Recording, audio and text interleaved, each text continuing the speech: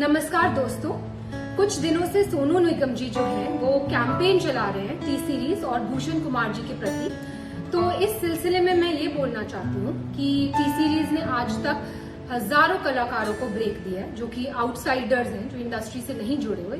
उसमें music directors हैं, singers हैं, लिरिसिस्ट हैं, एक्टर्स हैं, डायरेक्टर्स हैं। मैंने खुद अपनी डायरेक्टेड फिल्म यारियां में 10 न्यू कमर्स को चांस दिया।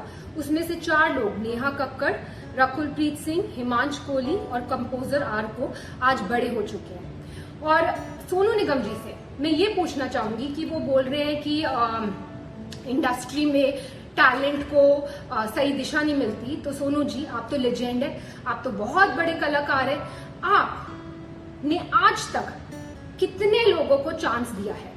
आप तो बहुत बड़े लेजेंड है, आप तो कहीं से भी लोग, आपके पास तो कितने लोग आते होंगे कि सोनू जी हमारी मदद कर दीजिए, मेरे बेटे की मदद कर दीजिए, मेरी बच्ची की मदद कर दीजिए, हमें मिलवा दीजिए टी सीरीज में, हमें चांस दिलवा दीजिए। आप तो आज तक टी सीरीज में नहीं आए कि इसको चांस दे दो, इसको मैं, ये बहुत बड़ा टैलेंट है, इसको आप चांस दीजिए। आपने तो कभी किसी को चांस दिलवाने की बात नहीं की।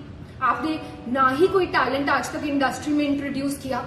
तो एक बात मैं आपको बता दूं सोनू निगम जी कि सोशल मीडिया पे कैमरे के पीछे छुप के बोलना बहुत आसान है, पर आपने खुद ग्राउंड लेवल पे कितने टैलेंट को आगे बढ़ाया? किसी को भी नहीं। अपने सिवा, अपने आप को छोड़ के आपने किसी भी टैलेंट को इंडस्ट्री में चांस नहीं दिया। और आज आप हम पर ब्लेम कर रहे हैं कि हम लोगों को चांस नहीं देते, जबकि 97% लोग जो कि टी सीरीज में काम कर रहे हैं आज की डेट में, आप देख लीजिए, वो आउटसाइडर्स है, वो इंडस्ट्री किड्स नहीं है, उनका इंडस्ट्री से कोई भी लेना देना नहीं है। फिर भी हम उनको नए टैलेंट को ढूंढ रहे हैं और उनको चांस दे रहे हैं। दूसरी बात जो आपने बोली अपने वीडियो में, वो आपने ये बोली कि भूषण जी आपके पास आए और उन्होंने आपसे कहा कि भाई प्लीज मुझे बाला साहब ठाकरे से मिलवा दीजिए, प्लीज मुझे स्मिता ठाकरे से मिलवा दीजिए, प्लीज मुझे सहारा श्री से मिलवा दीजिए। मैं आप सबको ये बताना चाहती हूँ कि सोनू निगम जी खुद 5 रुपए में दिल्ली की रामलीला में गाना गाते थे। वहां से इनको स्पॉट किया गुलशन कुमार जी ने। उन्होंने इनका टैलेंट पहचाना, इनको टिकट्स दी फ्लाइट की, इनको बॉम्बे बुलाया और इनसे कहा गया कि बेटा मैं तुझे बहुत बड़ा कलाकार बनाऊंगा। आप बताइए सोनू निगम जी, आपसे ये बात कही गई कि नहीं कही गई कि आपको बहुत बड़ा कलाकार बनाएंगे? कही गई। और गुलशन जी ने आपकी इतनी एल्बम्स की, इतनी फिल्म्स की, आपको इतना इतना इतना ऊंचे मुकाम पे पहुंचाया। पर आपने क्या किया ये मैं अभी बताती हूँ। उससे पहले मैं अपने को शेरू को बुलाना चाहूंगी। ये शेरू है और ये शेरू, मैं तुमसे पूछना चाहती हूँ कि तुम कहाँ से हो? हाँ जी, आज ही मैं मधुबनी बिहार से हूँ। और तुम कितने साल से टी सीरीज में हो? मैं 1988 से मैं टी सीरीज में हूँ जी।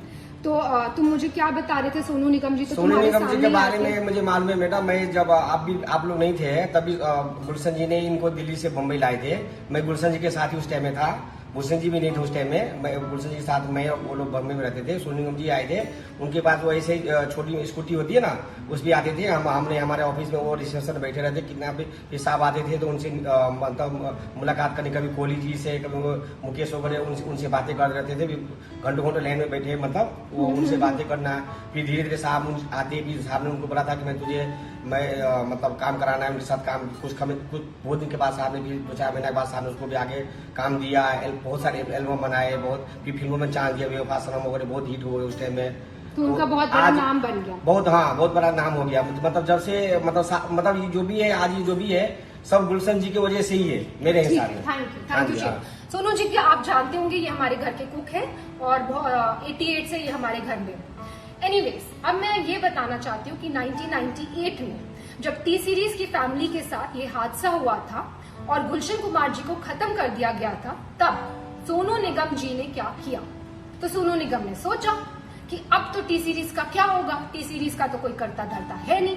ननू यानी कि भूषण कुमार, जो कि गुलशन कुमार जी के बेटे हैं, वो तो सिर्फ 18 साल के, उनको तो कुछ आता धोता है नहीं। वो तो खुद ही मेरे पास आके हेल्प कर रहे हैं, मांग रहे हैं कि भाई मुझे इससे मिलवा दो, मुझे इससे मिलवा दो। वो तो किसी को इंडस्ट्री में जानते नहीं है। तो ये कंपनी तो खत्म होने वाली है, तो भाई मैं पहले अपने आप को सेफ गार्ड कर लूं। तो इन्होंने जाकर एक दूसरी म्यूजिक कंपनी के साथ, इनकी मतलब कोई भी वो नहीं थी, कोई भी इनको थैंकफुलनेस नहीं थी कि टी सीरीज ने मुझे इतना आगे बढ़ाया। आज टी सीरीज फैमिली में इतनी बड़ी प्रॉब्लम आई है तो मैं इनके साथ खड़ा रहूं, मैं भूषण की हेल्प करूं और उसको मिलवाऊं लोगों से। रादर ये तो खुद दूसरी कंपनी के साथ जाकर इन्होंने एल्बम कर ली और भूषण इनके पास आकर मदद मांग रहे हैं कि भाई मुझे ये कर दे वो कर दे, और इस मदद का एहसान ये आज जता रहे हैं, वीडियो बनाकर जता रहे हैं कि तूने मुझसे ये मदद मांगी। एनीवेज, तो भूषण जी ने इनसे मदद मांगी कि भाई प्लीज मेरे लिए दीवाना एल्बम कर दो, क्योंकि ये तो भाई पूरी तरह से एहसान फरामोश होकर दूसरी कंपनी में चले गए थे।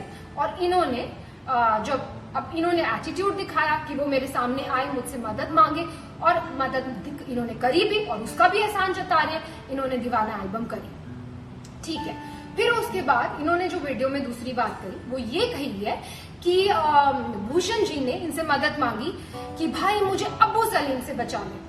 अब मैं आपसे ये पूछना चाहती हूँ सोनू निगम जी कि अब्बू सलीम से बचाने के लिए भूषण जी आपके पास क्यों आए? प्लीज इस बात पे तहकीकात की जाए। क्या सोनू जी के रिश्ते थे अब्बू सलीम से? डेफिनेटली थे, तभी तो वो उनके पास मदद मांगने आए, और इन्होंने खुद अपने वीडियो में बोला है कि वो उनके पास मदद मांगने आए।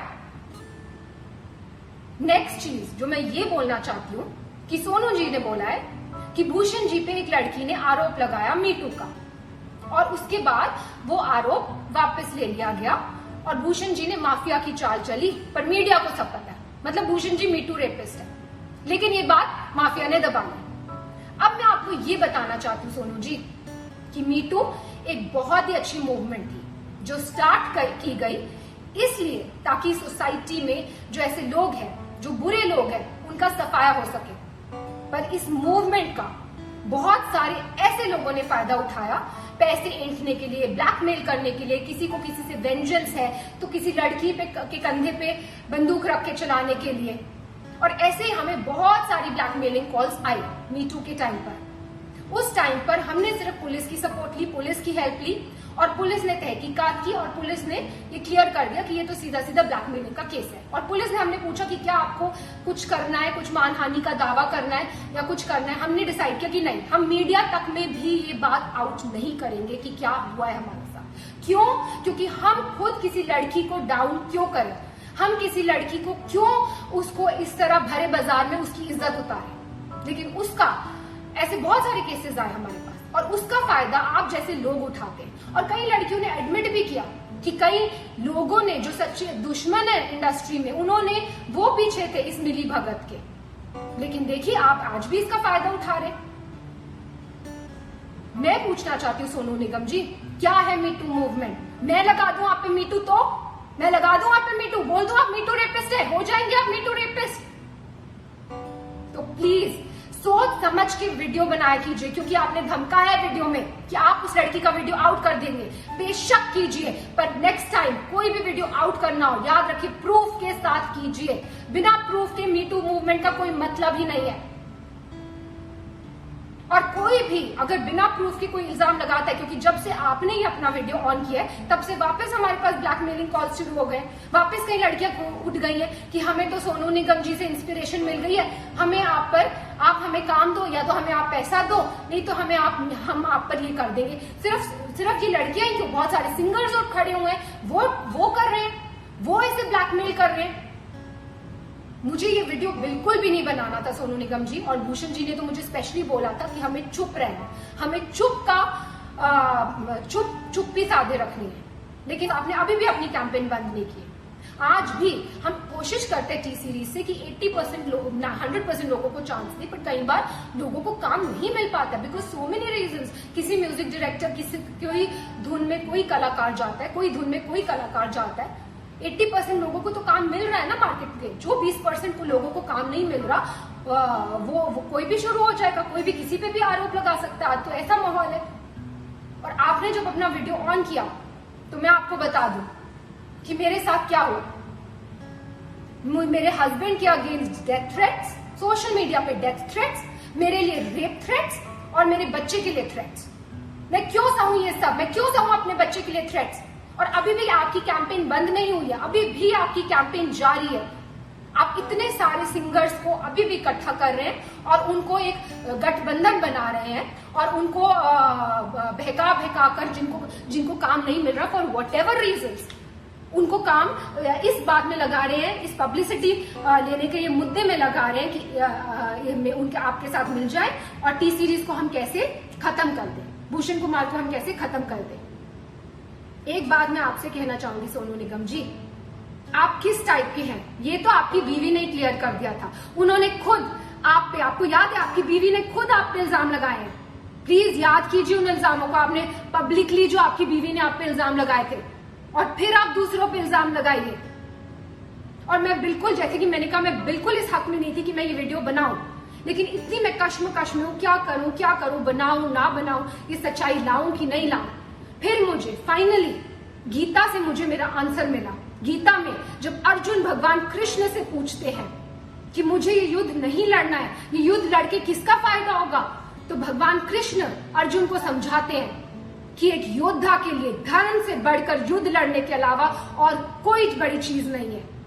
अगर तुम युद्ध नहीं लड़ोगे तो तुम अपना यश गवाओगे, तुम्हारा अपयश होगा, संसार में लोग तुम्हारे अपयश की चर्चा करेंगे और तुम्हारे दुश्मन हर तरह की कटु वचन बोलकर तुम्हारा वर्णन करेंगे। और वही हो रहा है, सब लोग कटु वचन बोल रहे हैं, सारी दुनिया। जैसे कि मैंने बोला, मुझे रेप थ्रेट्स आ रहे। तो मैं ये कहना चाहूंगी कि जितने भी आप सिंगर्स को, म्यूजिक डायरेक्टर्स को, जिनके पास आज कोई काम नहीं है, उनको आप भड़का रहे हैं, उनको भड़काना बंद कीजिए, क्योंकि अदरवाइज रणभूमि ओपन है। किसी को भी पब्लिसिटी के लिए इस रणभूमि में आना है, युद्ध ऑन है।